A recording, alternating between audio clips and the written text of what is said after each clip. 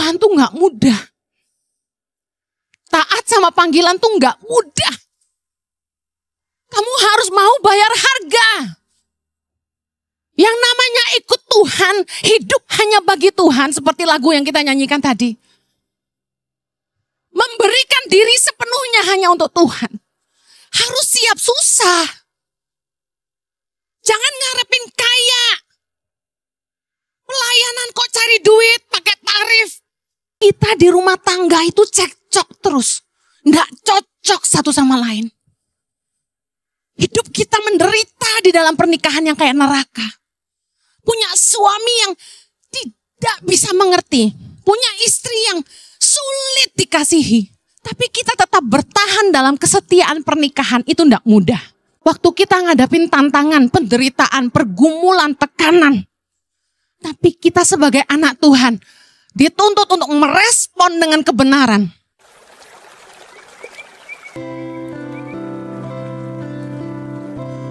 Lewat kebenaran firman-Mu.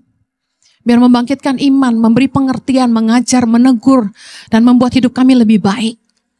Tolong kami supaya Roh Kudus boleh menerjemahkan dengan bahasa yang mudah kami mengerti. Dan kiranya menolong hamba-Mu, karena sungguh tanpa Engkau hamba tidak mampu. Menyerahkan setiap menit-menit ke depan ke dalam pimpinan-Mu sepenuhnya. Hanya di dalam nama Yesus kami berdoa. Yang siap diberkati Tuhan, sama-sama katakan Amen. Silakan duduk kembali, puji nama Tuhan. Shalom. Hari ini saya akan khotbah tentang fondasi kehidupan. Apapun yang Anda mau bangun di hidup Anda, jangan punya mental asal mudah, asal murah.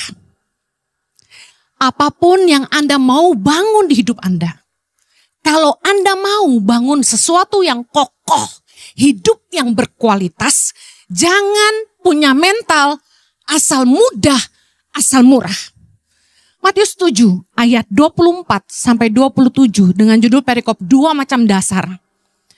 Kita baca sama-sama 3, 2, 1. Setiap orang yang mendengar perkataanku ini dan melakukannya, ia sama dengan orang yang bijaksana yang mendirikan rumahnya di atas batu. Kemudian turunlah hujan, datanglah banjir, lalu angin melanda rumah itu. Tetapi rumah itu tidak rubuh sebab didirikan di atas batu. Tapi setiap orang yang mendengar perkataanku ini dan tidak melakukannya, ia sama dengan orang yang bodoh yang mendirikan rumahnya di atas pasir. Kemudian turunlah hujan dan datanglah banjir, lalu angin melanda rumah itu, sehingga rubuhlah rumah itu dan hebatlah kerusakannya. Yesus mengajarkan kepada kita, kalau kita mau bangun apapun di hidup kita ini, dan kita mau bangun itu menjadi sesuatu yang kokoh, kuat, dilanda badai tidak roboh. Kita harus bangun itu di atas batu. Yang pengertiannya Yesus bilang harus di atas dasar kebenaran dan ketaatan kepada Tuhan. Orang dengar firman tapi tidak melakukan. Itu fondasi pasir kata Yesus. Artinya kalau kita mau bangun apapun di hidup kita, mau bisnis, mau pekerjaan, bangun keluarga, bangun karir, pastikan Anda bangun di atas kebenaran dan ketaatan kepada Tuhan. Taat sama panggilan Tuhan. Tadi pagi waktu saya siap-siap, tiba-tiba Roh Kudus bisikin gini. Kasih tahu sama jemaat, saya enggak tahu pesan ini buat siapa. Taatlah pada panggilan Tuhan. Lakukanlah dengan cara Tuhan.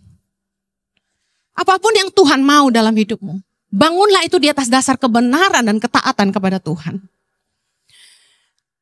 Ada 2 tipe orang yang membangun, Yesus jelaskan. Yang pertama orang yang bijaksana. Dia bangun di atas dasar batu. Yang kedua orang yang bodoh. Dia bangun di atas pasir. Waktu saya merenungkan, luar biasa gini. Roh Kudus tuh bisikin saya ketika saya lagi tidur. Dibilang gini, Henny, perbedaan antara orang bangun di atas batu dan pasir tuh ini. Yang pertama, bangunan yang kokoh itu tidak mudah. Bangunnya susah. Anda kalau mau bangun apapun yang berkualitas dan kokoh, Anda harus tahu itu tidak mudah. Ada harga yang harus dibayar. Saya kasih contoh. Taat kepada panggilan Tuhan tuh gak mudah. Saya kasih contoh ya. Awal-awal saya memberi diri melayani di Indonesia, itu saya baru mulai pelayanan lagi 2008. Karena Chloe Zoe baru saya bawa pulang ke Indonesia itu 4,5 bulan. Saya jadi full time mom 2 tahun. Lalu saya memutuskan kembali pelayanan karena panggilan Tuhan. Tuhan tegur saya lewat khotbah, lewat pemimpin rohani. Akhirnya saya kembali melayani. Itu 2008 setelah Axel lahir. Meninggalkan anak-anak, apalagi bayi yang baru lahir, itu nggak mudah. Ibu-ibu katakan amin. Di saat saya lagi ASI, ibu-ibu yang pernah menyusui pasti ngerti. Sakitnya setengah mati, karena ASI nggak bisa dikasih. Saya harus secara manual memompa ASI saya dan membuang itu di seluruh daratan Indonesia. Sedih nggak? Di rumah anak nangis butuh ASI. Dan saya berlimpah ASI dan saya buang. Di NTT, di Kalimantan, di Mentawai. Sambil merintis tangan pengharapan, saya tuh mompa ASI dan buang. Bayangkan, nggak mudah. Taat sama panggilan Tuhan tuh nggak mudah. Ada lagi, saya tuh awal-awal pulang ke Indonesia, waktu kami dapat kesempatan pelayanan di Bandung. Saya tuh sempat bilang gini sama suami saya, udah kamu aja yang full time pelayanan khotbah, saya mau bisnis. Keluar dari panggilan lagi ya. Saya bikin warung ronde di Dago Pakar. Gak becus masak, bikin ronde. Hancur saudara. Saya minta tolong temen, ajarin saya. Bikin warung nasi goreng. Sepi. Dago Pakar kan orang naik ke The Valley, ngapain mampir ke warung saya? Di ruko situ, yang ada Alfamart-nya. Saya demi laku jual nasi goreng 5.000 saudara. Ora, untung. Saya menemukan keluar dari panggilan itu, tidak taat sama Tuhan. Itu bikin susah diri sendiri. Kita berusaha nolong diri sendiri. Mengandalkan kekuatan sendiri, kata firman Tuhan terkutuk. Tidak disertai Tuhan. Tapi waktu saya mulai taat sama panggilan Tuhan, Anda pikir langsung enak? Enggak. Jangan dikira langsung enak, langsung viral. Bukan viral. Yang ada tuh kita keriting saudara, spiral.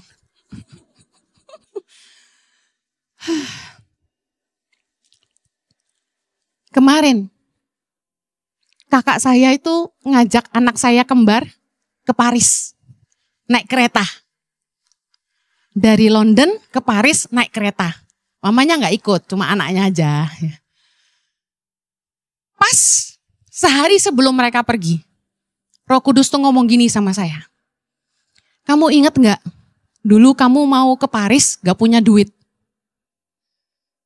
Saya pernah pelayanan ke Belanda saudara. Cuma punya uang 200 euro di kantong. Di dompet saya. Saya kepengen ke Paris. Perempuan mana yang gak kepengen ke Paris? Benar gak? Saya begitu landing nanyanya gini sama orang sana. Paris jauh gak? Katanya gini, kalau nyetir mobil 5 jam. Udah deket banget. Pengen aku. Aku bilang, Jojo, aku mau ke Paris. Suamiku kan bokek. Jadi dia cuma senyum. Tapi duit kita cuma 200. Gimana? Terus saya tanya, naik kereta berapa? Zaman itu bokek ya. Kan kita baru pulang dari Australia menyerahkan diri. Rumah dijual, bisnis ditutup ya kan. Kita gak punya uang, coba hidup dari pelayanan. Taat sama Tuhan itu gitu. Pas ditanya harga keretanya lebih mahal daripada uang di kantong saya. Mimpi tinggal mimpi. Paris goodbye, haleluya. Tapi saya kasih tahu. Ada orang yang bayarin saya sama Jojo. Habis saya khotbah, cedes. Orang itu datang dan bilang gini. Ibu Heni, ye mau ke Paris? Ek jawab, iya. Dia bilang gini, Ek anterin ye. Nanti Ek yang bawa mobil, oke? Dalam hati gue, terus hotelnya gimana? Oke dulu lah. Oke, saya bilang. Beneran diantarin pakai mobil dia sama suami sama adiknya. 5 jam. Begitu sampai Paris sudah malam saudara. Saya langsung bilang gini, Menara Eiffel di mana? Udah itu dulu lah, ya kan? Karena dia cuma punya waktu sehari nganterin saya. Jadi kita ke sana, saya foto sambil lompat. Yes, haleluya gitu. Saudara harus tahu. Kemarin Roh Kudus ingetin saya. Kamu dulu mau ke Paris naik kereta nggak punya duit.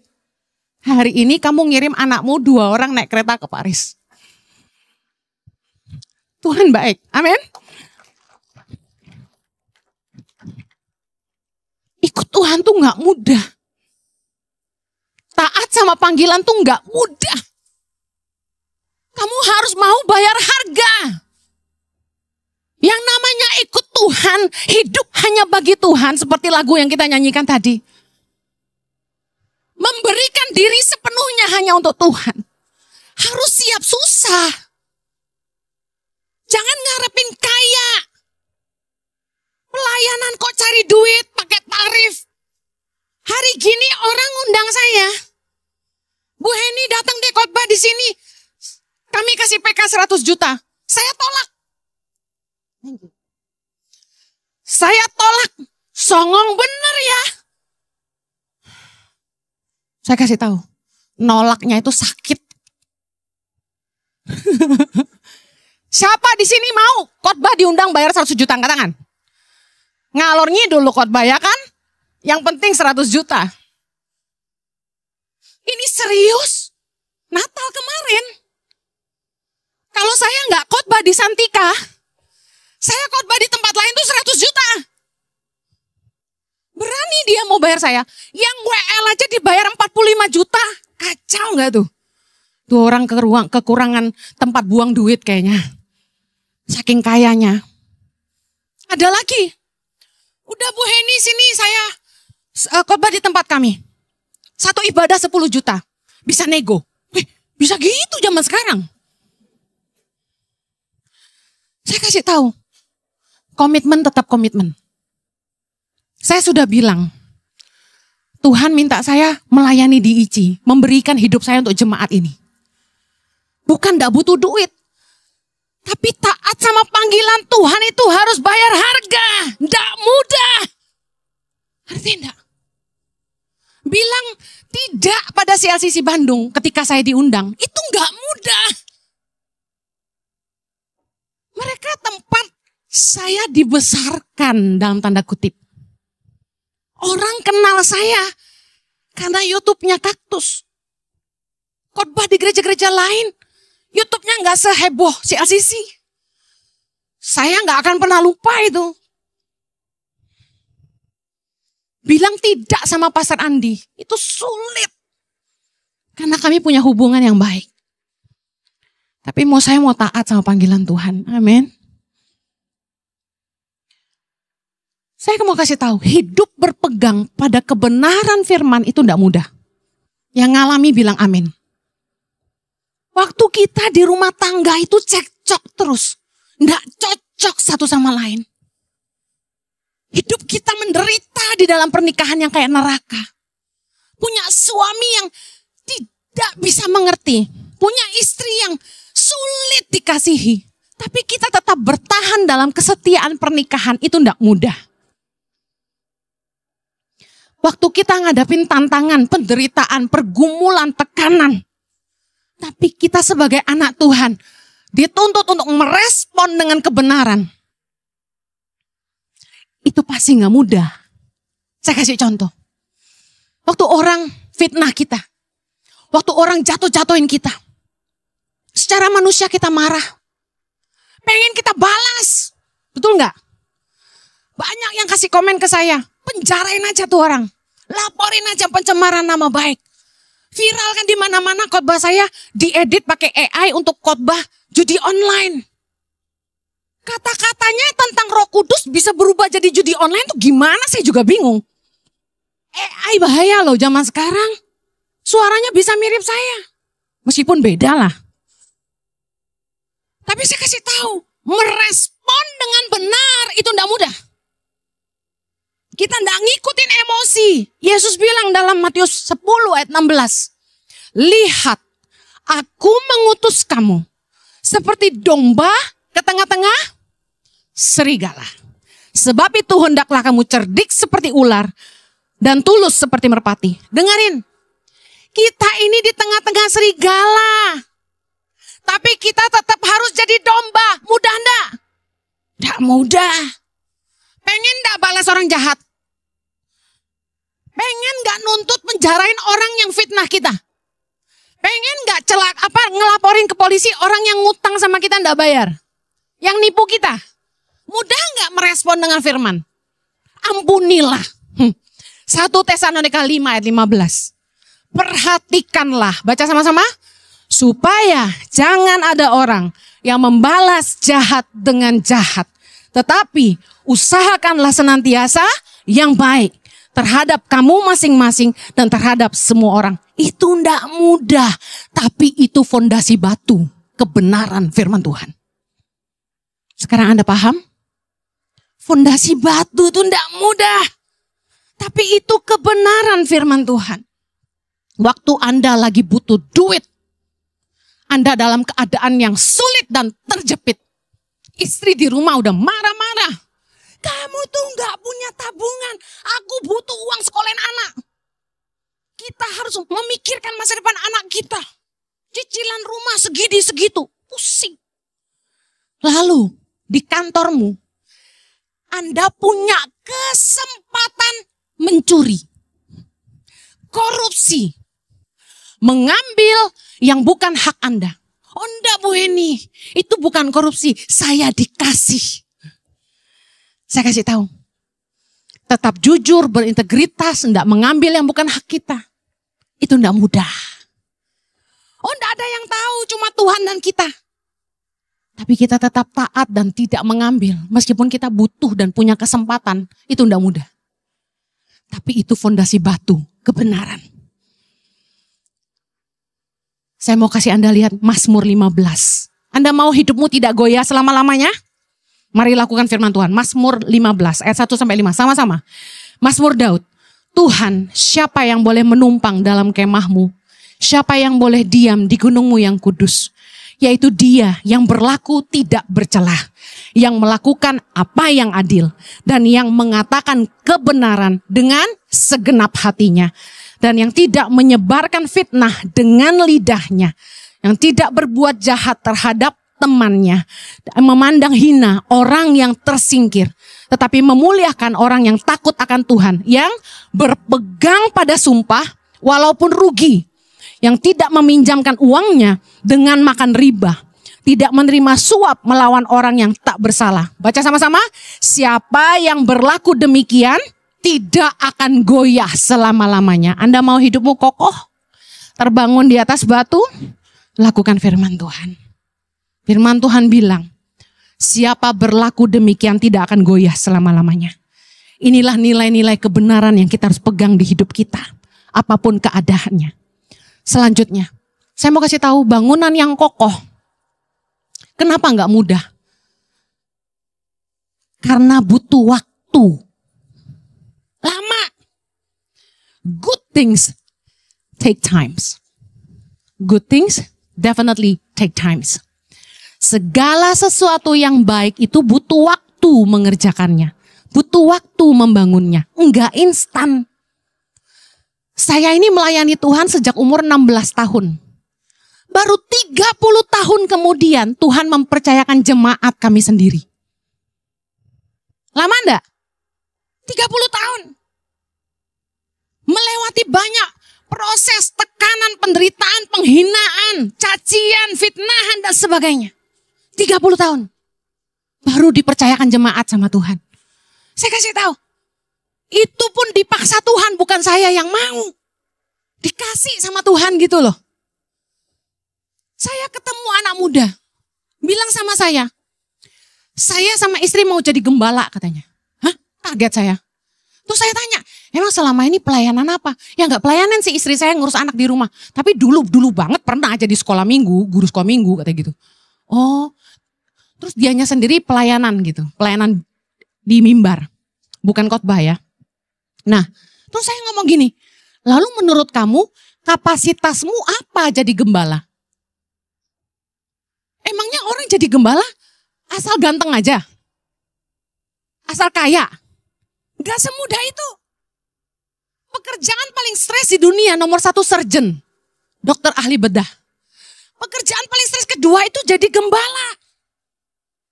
Untung saya nggak botak nih. Saya kasih tahu. Jadi gembala tuh nggak boleh salah. Tagline-nya. Salah ngomong, orang sakit hati. Kebanyakan ngomong dibilang cerewet.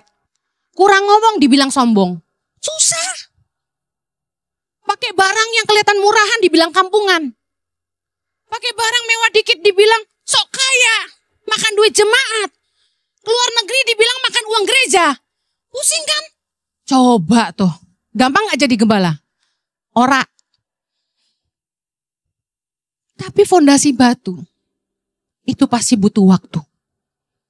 Pembuktian itu butuh waktu. Kesetiaan itu butuh waktu. Untuk sembuh butuh waktu. Kalau kita sabar menjalani panggilan Tuhan dalam ketaatan. Sabar pegang firman Tuhan dalam kehidupan. Tidak ikut cara-cara dunia. Percayalah, apapun yang kita bangun di hidup kita akan kokoh. Katakan amin. Yang berikutnya, yang nomor 2. Bangunan yang kokoh itu tidak murah. Anda tahu waktu kita bangun rumah, yang paling mahal dan paling lama itu bangun fondasi. Dan yang memakan uang paling banyak, itu adalah fondasi dan strukturnya. Bukan pintunya, bukan keramiknya. Anda mau pakai granit semahal apapun, fondasi itu mahal sekali. 2/3 biaya tuh bangun konstruksi. Nah, banyak orang yang terkecoh. Yang penting tampak luar. Bangun rumah murah-murah, fondasinya pasir. Tapi yang dikerenin pintunya, tampak luarnya. Saya mau tanya, kokoh enggak? Enggak kokoh. Berapa banyak orang yang kecewa sama developer? Waktu marketing, rumahnya tampak bagus. Harganya murah. Tapi enggak lama kemudian, bangunan mulai bocor di mana-mana. Tiba-tiba kalau hujan deras itu di dinding kayak ada air terjun kecil. Teng. Pernah rumahnya? Saya pernah. Ada mata air di dinding kita. Luar biasa. Tembok mulai retak-retak di mana-mana. Gempa dikit retak. Enggak gempa aja retak-retak. Terus toilet mulai mampet. Baunya mulai enggak sedap. Apalagi keramik lantai mulai lepas-lepas sendiri, enggak usah dicongkel. Keren kan? Ini bagian yang paling menyedihkan. Cicilan belum kelar, rumahnya udah kelar. Beli murah-murah, bangun yang murah. Ujung-ujungnya kita keluar duit lebih banyak lagi. Karena cicilan belum selesai, kita udah harus keluar duit lagi. Renovasi sana sini. Yang ngerti katakan amin. Pelajaran penting, catat. Jangan apa-apa mau yang murah, habis itu kamu keluar duit lebih banyak lagi. Kalau kita mau bangun apapun di hidup kita, pentingin kualitas. Jangan cari apa-apa tuh yang murah. Cari yang punya daya tahan.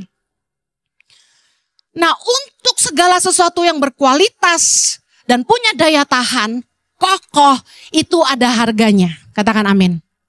Bangun yang kokoh tuh enggak murah. Kalau Anda mau hidupmu berkualitas, berani bayar lebih. Saya mau share dengan lebih mudah. Ingat, jangan pernah turunkan nilai atau standar hidupmu. Yang penting murah, yang penting mudah. Mudah dan murah harus dicoret dari hidupmu. Kita harus paham bahwa di hidup ini ada 3 kategori. Ada hal-hal yang sangat esensi. Ada hal-hal yang kurang esensi. Ada hal-hal yang tidak esensi. Esensi artinya penting. Saya kasih contoh. Kacamata sama mata yang esensi apa? Mata. Kacamata kurang esensi. Tapi tangkai yang mahal lebih nggak esensi. Paham? Jadi ada 3. Nah, untuk segala sesuatu yang sangat esensi di hidup kita, jangan pernah nilainya Anda kurangkan. Jangan cari murah dan mudah. Saya mau kasih contoh yang membuat Anda ngerti. Saya ngerti bahwa di hidup ini, untuk kebutuhan yang kurang esensi, kita bisa hemat. Tapi ada hal-hal yang esensi, kita harus berani bayar harga lebih. Contoh, memilih brand pakaian dan tas. Saya nih orang yang tidak branded minded. Jadi, saya nggak akan pernah keluar duit hanya untuk branded. Kalau disuruh pilih brand, saya pilih yang berkualitas di harga yang pas. Contoh misalnya Chanel sama Coach, saya akan pilih Coach, paham ya? Kualitasnya oke, harganya sedang. Jangan memaksa diri, harus yang high end, tapi Anda sendiri hidupnya low end. Hidup saya kan hamba Tuhan. Firman Tuhan berkata dalam Efesus 4 ayat 1, supaya hidupmu sebagai orang-orang yang telah dipanggil berpadanan dengan panggilan itu. Ya tahu diri, bukan pengusaha, saya cuma pendeta. Jadi hidupnya sedang-sedang aja, jangan high-high amat. Nah, bagi saya, membeli tas branded dan pakaian branded itu enggak jadi prioritas dalam spendingnya saya, dalam pengeluaran saya. Tapi, catat ini, apapun yang berdampak pada kesehatan, pada kesejahteraan, kenyamanan, dan keamanan keluarga saya, bagi saya itu prioritas.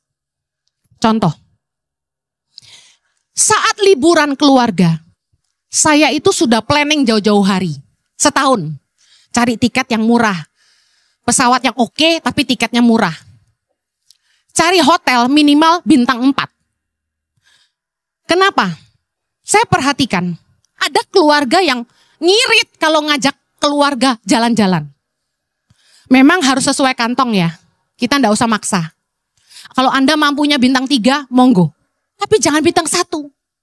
Makanya liburan keluarga itu harus ditabung. Kenapa? Karena kita kan mengasihi keluarga kita. Kita mau ngasih liburan yang berkualitas sama mereka. Jangan yang namanya liburan yang harusnya menyegarkan, malah membuat mereka susah. Saya perhatikan orang kalau bawa keluarga liburan, saking ngirit itu, nyimpen stok pop mie banyak banget di koper. Demi tidak sarapan di hotel, anak diseduhin instan-instan. Ganti dari mie ke bubur, nanti biskuit dan susu. Dulu saya pernah gitu. Ini bertobat, versi bertobat. Kalau kita liburan keluarga tuh kasih yang terbaik. Kalau tabungan belum cukup, jangan pergi. Mending gitu. Giliran beli tas branded berani, tapi ngasih makan anak yang instan, gimana sih? Harus ngerti mana yang dihemat, yang kurang esensi. Yang esensi jangan dihemat, katakan amin ibu-ibu. Saya jengkel loh.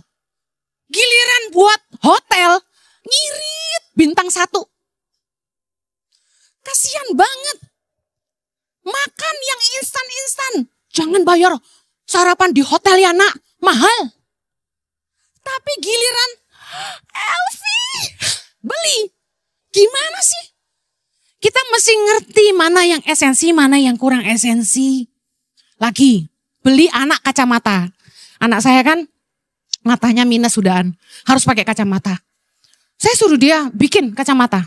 Nah, lensa yang bagus tuh mahal, ngerti yang pakai kacamata pasti paham.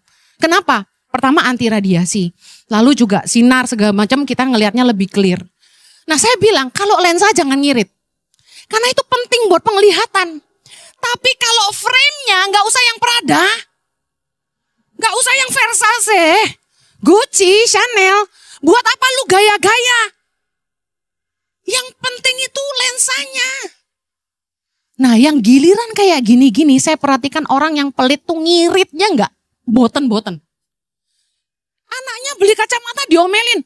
Jangan yang 3 juta, di 400 ribu aja. Loh, 400 ribu tuh kacamata kayak gimana? Kacamata baca saya bilang. Coba cariin yang lensanya bagus, harga segitu saya ikut. Nggak ada. Untuk segala sesuatu yang kokoh di hidup ini nggak murah. Punya mentalitas, jangan cari yang murah dan mudah. Anda beli sepatu. Dulu saya suka cari sepatu yang sale. Yang modelnya luarnya bagus. Tapi saya perhatikan gini. Saya coba-coba di airport transit gitu. Saya masuk ke toko-toko branded. Pura-pura mau beli. Sebenarnya tujuannya cuma mau ngerasain. Kenapa sepatunya 25 juta? Rasanya kayak apa? Kayak Cinderella. Saya masuk. Excuse me. Can I have size 38? Oke, cobain. Kok sakit? Baru pakai aja udah sakit. Branded malah sakit. Kakiku murahan. Anggap gitu aja, bener gak? Akhirnya saya gak jadi beli. Saya bilang sorry, my feet is too hurt. That's okay. Alasan, memang gak mau beli juga. Nah, saya kasih tahu. Kenapa sepatu penting? Kita beraktivitas paling banyak tuh berdiri. Jalan sana sini. Betul? Apalagi pengkhotbah. Sampai varises saya karena berdiri terus. Saya kasih tahu, sepatu tuh menopang bobot tubuh kita. Pinggang saya dulu suka sakit. Terus saya kalau bawa tur ke Israel, pulang itu kayak orang cacat terkapar gak bisa berjalan tuh loh. Karena kakinya sakit semua. Sampai satu hari saya menemukan satu brand yang ternyata dia bagus untuk tulang dan untuk kaki. Sejak itu saya kosongin lemari saya buang semua. Segala yang tampak luar bagus itu, semua yang ada merek itu, saya kasih tahu. Nggak menopang hidup saya. Seringkali kita cuma mentingin tampak luar kita bagus, tapi hidup kita rapuh. Fokusnya tuh cari apa yang membuat hidupmu tuh kokoh. Kamu tuh sehat. Jangan cari yang murah-murah. Saya kasih tahu di hidup kayak saya, 17 tahun tangan pengharapan berdiri. Saya ngelewati badai, topan, fitnahan, cercaan, penolakan, penipuan, pengkhianatan. Tapi saya tetap taat dan berpegang pada janji Tuhan. Saya harus bayar harga yang sangat mahal. Kesehatan saya sendiri saya korbanin. Hanya demi nolong anak-anak Indonesia.